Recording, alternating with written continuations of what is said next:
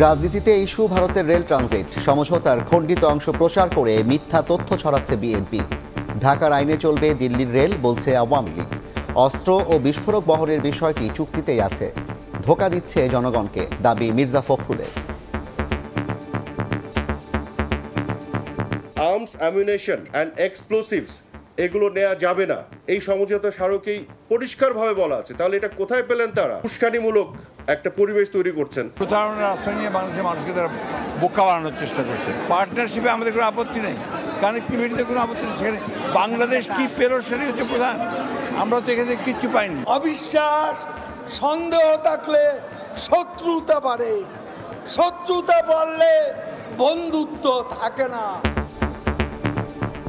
দেখছিলেন প্রধান শিরোনাম। সন্ধ্যার সময় সঙ্গে আছি আমি জাফর সাদিক। এবার অন্যান্য শীর্ষ সংবাদ। ভারী বৃষ্টিতে বন্যার শঙ্কা, পাহাড়ি ঢলে আবারও পানিতে ভাসছে সিলেটের ৮ উপজেলা। রাঙামাটি ও বান্দরবানে পাহাড় ধসের ঝুঁকিতে স্থানীয়রা। নড়াইলে বজ্রপাতে মৃত্যু ৩ জনের। নতুন পেনশন স্কিম প্রত্যয় বাতিলের দাবিতে দেশের সব পাবলিক বিশ্ববিদ্যালয়ে তালা, বন্ধ ক্লাস পরীক্ষা। মাসে মাসে নয়, এককালীন পেনশন চান শিক্ষকরা। জালিয়াতি করে ব্রাহ্মা জাতের গরু সাদিক এগ্রোকে পাইয়ে দেওয়ার অভিযোগ। কেন্দ্রীয় গ্রো প্রজনন ও দুগ্ধ খামারে দুদকের অভিযান, খতিয়ে দেখবে টেন্ডারবাজি সহ নানা অনিয়ম। সড়ক মহাসড়কে ব্যাপক উন্নতি হলেও গুরুত্বপূর্ণ পয়েন্টে লাগেনি আলোর ছটা। অন্ধকারে চাঁদাবাজ ছিনতাইকারীদের রাজত্ব, লেন বিভাজন না থাকায় ঘটছে দুর্ঘটনা। এবং হোলি আর্টিজানে হামলায় নিহতদের স্মরণে শ্রদ্ধা। সক্ষমতা না থাকলেও একত্রিত হওয়ার চেষ্টায় জঙ্গিরা।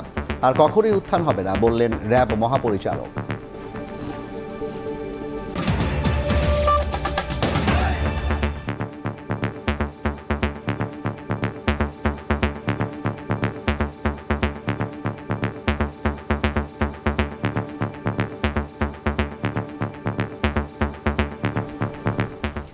ভারতের সঙ্গে বাংলাদেশের রেল ট্রানজিট সমঝোতার খণ্ডিত অংশ প্রচার করে মিথ্যা তথ্য ছড়াচ্ছে বিএনপি, এমন অভিযোগ করেছেন তথ্য প্রতিমন্ত্রী মোহাম্মদ আরাফাত।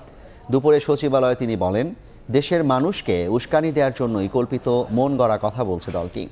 চুক্তি বাস্তবায়ন হলে দেশের আইনের মধ্যে থেকেই বাংলাদেশের ভেতর দিয়ে ভারতের ট্রেন পরিচালিত হবে। সমঝোতা স্মারকের বিষয়গুলোকে নিয়ে আপনারা দেখেছেন বিভিন্ন সামাজিক যোগাযোগ মাধ্যমে এবং ক্ষেত্র বিশেষে কিছু কিছু মূলধারার গণমাধ্যমেও বেশ কিছু ভুল তথ্য চলে এসেছে। এবং আমরা দেখেছি বিএনপি এবং জামাতের পক্ষ থেকেও বিভিন্ন স্তরের নেতাকর্মীরা অপপ্রচারে লিপ্ত হয়েছে। এগুলো একেবারেই অসত্য এবং ডাহা মিথ্যা কথা। বাংলাদেশের বুক চিরে ভারতীয় ট্রেন এক প্রান্ত থেকে আরেক প্রান্তে যাবে, বুক চিরে যাওয়ার যে বিষয়টি, কিন্তু এই সমঝোতা স্মারকে এটিও বলা আছে যে ভারতের মধ্য দিয়েও বাংলাদেশের ট্রেন নেপাল এবং ভুটানে যাবে। সমঝোতা স্মারকের পুরো বিষয়টি যে একটা উইন উইন, দুই দেশের জন্য যে লাভজনক, এই বিষয়টি উল্লেখ না করে খণ্ডিতভাবে তারা অপপ্রচারের স্বার্থে এই মিথ্যাচার করছে। ভারত যে ট্রেন নিয়ে যাবে বাংলাদেশের ভিতর দিয়ে, সেখানে তারা আর্মি এবং মিলিটারি সামরিক অস্ত্রশস্ত্র নিয়ে যেতে পারে, তাতে জিও পলিটিক্যাল একটা ক্রাইসিস তৈরি হতে পারে। অথচ আর্মস, অ্যামিউনিশন অ্যান্ড এক্সপ্লোসিভস এগুলো নেওয়া যাবে না, এই সমঝোতা স্মারকেই পরিষ্কারভাবে বলা আছে। তাহলে এটা কোথায় পেলেন তারা? কল্পিতভাবে একটা উস্কানিমূলক একটা পরিবেশ তৈরি করছেন যেখান থেকে আর্মস নিয়ে যাবে। সমঝোতা স্মারকে তো এটা নিষেধ করা আছে। ভারতের ট্রেন বাংলাদেশের ভিতরে ঢুকে পড়লেই এটা বাংলাদেশের আইনের মধ্যে অপারেটেড হতে হবে। একইভাবে বাংলাদেশের ট্রেন যখন ভারতের ভিতরে ঢুকে নেপাল বা ভুটানে যাবে, সেটা ভারতের আইনের মধ্যে অপারেটেড হবে। অর্থাৎ আমরা কিন্তু আমাদের আইনের মধ্যে এটাকে অপারেশনের বাইরে যাওয়ার কোনো সুযোগ নেই। কাজে এটা টোটালি বাংলাদেশের মানুষকে বিভ্রান্ত করার জন্য, উস্কানি দেওয়ার জন্য এই কল্পিত একটা রূপকথার গল্প তারা তৈরি করেছে, যেটা আমাদের নিরাপত্তা ঝুঁকিতে ফেলবে। ভারতের সঙ্গে চুক্তি দেশকে পরনির্ভরশীল করার ষড়যন্ত্র। কানেক্টিভিটির নামে দেশের স্বার্থ বিলিয়ে দেওয়া হচ্ছে, এমন অভিযোগ করলেন বিএনপি মহাসচিব মির্জা ফখরুল ইসলাম আলমগীর। বিএনপি নয়, সমঝোতা চুক্তি নিয়ে সরকারই জনগণকে বোকা বানাচ্ছে বলেও দাবি তার। তিস্তা সহ ভারতের কাছে পাওনা বিভিন্ন ইস্যুতে ক্ষমতাসীনরা ব্যর্থ হয়েছে বলেও মন্তব্য করেন মির্জা ফখরুল। প্রধানমন্ত্রীর দিল্লি সফরে ভারতের সঙ্গে হওয়া 10টি চুক্তি ও সমঝোতা স্মারকের সবকটিরই বিরোধিতা করে আসছে বিএনপি নেতারা। সবচেয়ে বেশি সমালোচনা প্রতিবেশী দেশটিকে দেয়া রেল ট্রানজিট সমঝোতা চুক্তিকে ঘিরে। মঙ্গলবার জাতীয়তাবাদী আইনজীবী ফোরামের নতুন কমিটির সঙ্গে দলের প্রতিষ্ঠাতা জিয়াউর রহমানের সমাধিতে শ্রদ্ধা নিবেদন শেষে বিএনপি মহাসচিবের গণমাধ্যমে দেয়া বক্তব্যে আবারও উঠে আসে রেল করিডর প্রসঙ্গ। মির্জা ফখরুল অভিযোগ করে বলেন, বাংলাদেশকে পরনির্ভরশীল করতেই ভারতের সঙ্গে রেল ট্রানজিট চুক্তি করেছে সরকার। চুক্তিতে বাংলাদেশের স্বার্থ ক্ষুণ্ণ হয়েছে।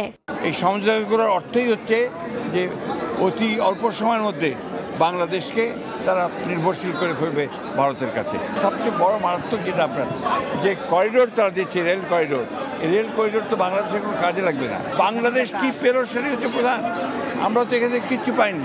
চুক্তি নিয়ে তথ্য প্রতিমন্ত্রীর অভিযোগের প্রতিক্রিয়ায় পাল্টা অভিযোগ করে বিএনপি মহাসচিব বলেন, বিএনপি নয়, সমঝোতা চুক্তি নিয়ে ক্ষমতাসীনরাই জনগণকে বোকা বানাচ্ছে।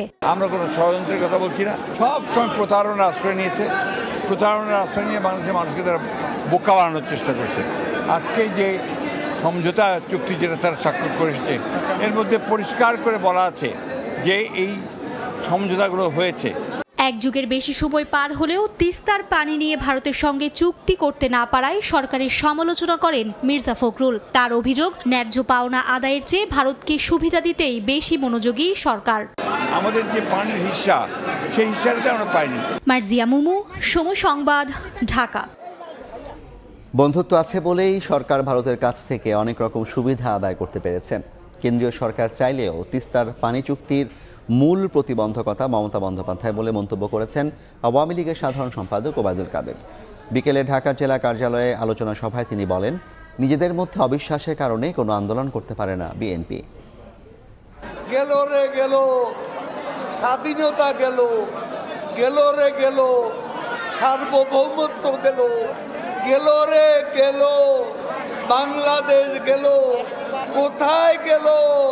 53 বছর স্বাধীনতা নিয়ে আমরা টিকে আছি।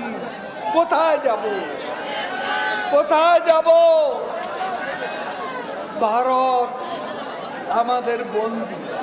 তোমরা ভারতের দাসত্ব চেয়েছিলে, এবার কিন্তু কোনো চুক্তি হয় নাই। মির্জা ফখরুল সমঝোতা স্মারক আর চুক্তি, এ দুটা কি এক? পড়াশোনা করেন না, ডিপ্লোমেসির ভাষা জানেন না, জেনে নেন। রাতের সময় আরও থাকছে। চট্টগ্রামে হালদা নদীতে মরে ভেসে উঠছে মাছ, মারা গেছে ডলফিনও। পানিতে কেমিক্যাল মেশায় মৃত্যু, ধারণা গবেষকদের। কারণ অনুসন্ধানে কমিটি। দার্জিলিং, জলপাইগুড়ি ও আলিপুরদুয়ারে ভারী বৃষ্টির সংখ্যায় রেড অ্যালার্ট জারি করেছে ভারতের আবহাওয়া অধিদপ্তর।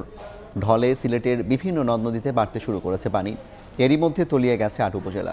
সড়ক উপচে পানি প্রবাহিত হচ্ছে। এছাড়া রাঙামাটি ও বান্দরবানে বৃষ্টিতে পাহাড় ধসের ঝুঁকিতে স্থানীয় বাসিন্দারা। এদিকে নড়াইলে বজ্রপাতে মারা গেছেন 3 জন।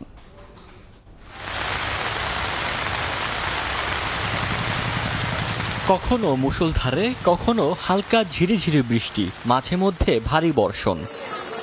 গত কয়েকদিন ধরে চলা এমন পরিস্থিতিতে আবারও পাহাড়ি ঢলে তৃতীয় দফায় বন্যার শঙ্কা সিলেটে।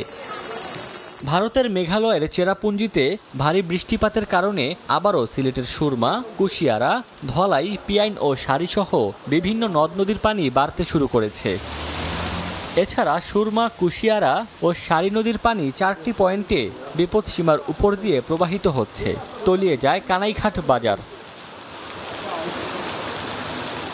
এদিকে বৃষ্টিপাত ও পাহাড়ি ঢলে আবারও সুনামগঞ্জের সুরমা, জাদুকাটা ও পাটলাই সহ বিভিন্ন নদ নদীর পানি বাড়ছে।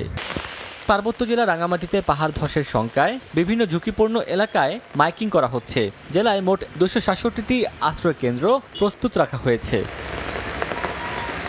এদিকে ভারী বর্ষণে সোমবার সকালে খাগড়াছড়ির মহালছড়িতে সড়কে জলাবদ্ধতা তৈরি হয়। এতে রাঙামাটির সঙ্গে খাগড়াছড়ির যান চলাচলে ব্যাহত হয়। এদিকে নড়াইল সদর উপজেলার রামনগর চরে শুকর চড়াতে গিয়ে বজ্রপাতে 3 জনের মৃত্যু হয়। আহত অবস্থায় একজনকে সদর হাসপাতালে ভর্তি করা হয়। ওমর ফারুক, সময় সংবাদ। পেনশন স্কিম প্রত্যয়ে বিশ্ববিদ্যালয় শিক্ষকদের অন্তর্ভুক্ত করার প্রতিবাদে ক্লাস পরীক্ষা বর্জন কর্মসূচিতে অচল সরকারি বিশ্ববিদ্যালয়গুলো।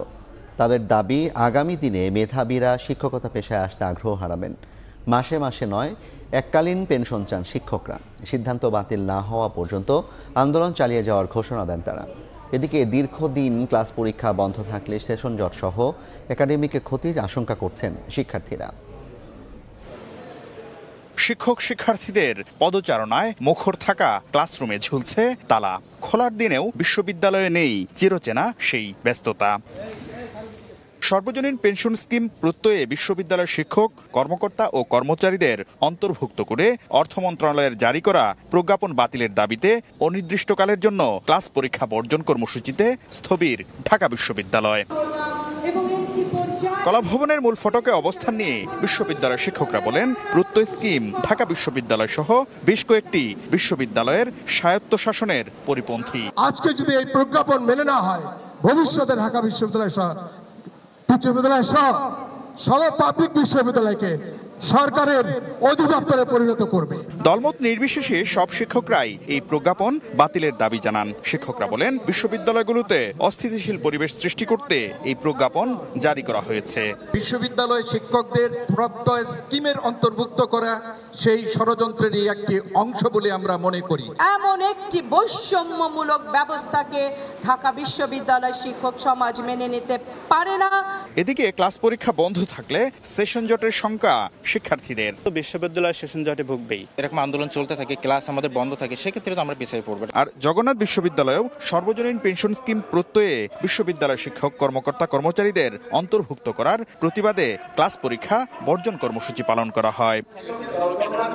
শাকির আহমেদ, সময় সংবাদ, ঢাকা। বহুল আলোচিত সাদিক এগ্রোর খামারে মিলল ব্রাহ্মা জাতের গরুর খোঁজ। আইন না মেনে রাখা হয়েছিল গরু। সাভারের বলিয়াপুরের খামারে দুদকের অভিযানের পর বিষয়টি নিশ্চিত করেন সংস্থাটির সহকারী পরিচালক। জব্দ করা হয় খামারের কাগজপত্র। এর আগে সাদিক এগ্রোকে অনৈতিক সুবিধা দেওয়ার অভিযোগে কেন্দ্রীয় গো প্রজনন ও দুগ্ধ খামারে অভিযান পরিচালনা করে দুদক।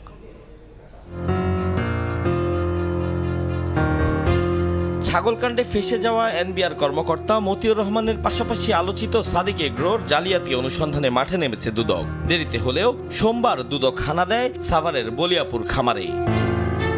বিভিন্ন শেড পরিদর্শন করে সন্ধান মেলে আমদানি নিষিদ্ধ ব্রাহ্মা জাতের কয়েকটি গরু। বড় কয়টা দেখছেন? বড়তে এই তো দেখা যাচ্ছে, তিনটে পাইছি বড় আর দুটো পাইছি ছোট। দুদক বলছে গরুগুলো আপাতত খামারেই থাকবে। 60টা এই ব্রহ্মা প্রজাতির গরুর বাছুর পাওয়া গেছে এবং এই ব্রহ্মা জাতের গরু রয়েছে। বীজ প্রদান যে খাতাগুলো আমরা সিজ করছি, ওখানে স্পষ্ট লেখা আছে ব্রহ্মা জাতের 5টার মতো হলো গাভীর তথ্য ওনারা লিখে রাখছে। এর আগে সাদিক এগ্রোকে অনৈতিক সুবিধা দেয়ায় সরকারি প্রতিষ্ঠান সাভারের কেন্দ্রীয় গো প্রজনন ও দুগ্ধ খামারে অভিযান চালায় সংস্থাটি। প্রতিষ্ঠানটির বিরুদ্ধে অভিযোগ, কাস্টমসের জব্দের পর জাল জালিয়াতির মাধ্যমে ব্রাহ্মা জাতের 15টি গরু সাদিক এগ্রোকে পাইয়ে দেয় কেন্দ্রীয় গো প্রজনন ও দুগ্ধ খামার। সাদিক এগ্রোর নিকট কিছু গরু পরে বিক্রয় করছে এই ব্রাহ্মা প্রজাতি। এগুলো গরু সে কোথা থেকে পাইছে এবং আসলে কীভাবে এইগুলো তথ্য সংগ্রহের জন্য আমরা এখানে আসছি। আমরা জানি যে গরুগুলো রমজান মাসে করে দেওয়ার কথা, মানে জবাই করে বিক্রি করে দেওয়ার কথা, কিন্তু এরপরে কীভাবে আসলো এটা আমরা তথ্য দেওয়ার জন্য আসছি এবং আমরা প্রয়োজনীয় তথ্য সংগ্রহ করছি। অভিযানে গো প্রজনন খামারের টেন্ডার জালিয়াতি সহ নানা অনিয়ম খতিয়ে দেখার কথা জানিয়েছে দুদক প্রতিনিধি দল। আতাউর কাউসার, সময় সংবাদ, ঢাকা। সন্ধ্যার সময় আরও থাকছে বিসিবির কার্যনির্বাহী কমিটির সভাকাল। গুরুত্ব পাবে টি-20 বিশ্বকাপে ক্রিকেটারদের পারফরমেন্স। আলোচনা হবে শেখ হাসিনা স্টেডিয়াম নির্মাণের অগ্রগতি নিয়ে।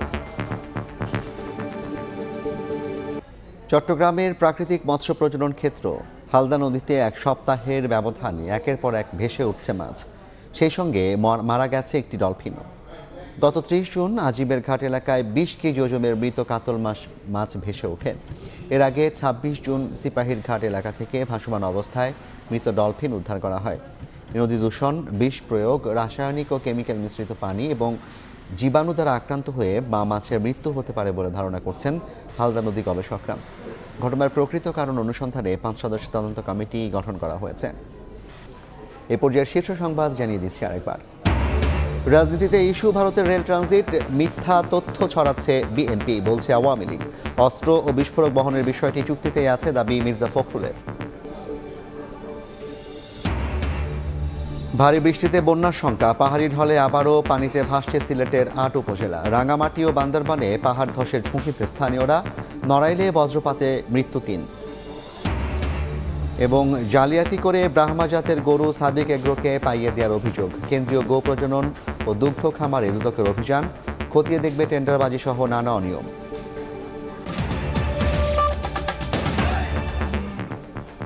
এই ছিল সন্ধ্যার সময়। জনপদের সময়ের সঙ্গে থাকবেন ছোয়া খন্দকার। ধন্যবাদ জাফর। জনপদের সময় নিয়ে ফিরছি কিছুক্ষণ পর, সঙ্গেই থাকুন সময়ের।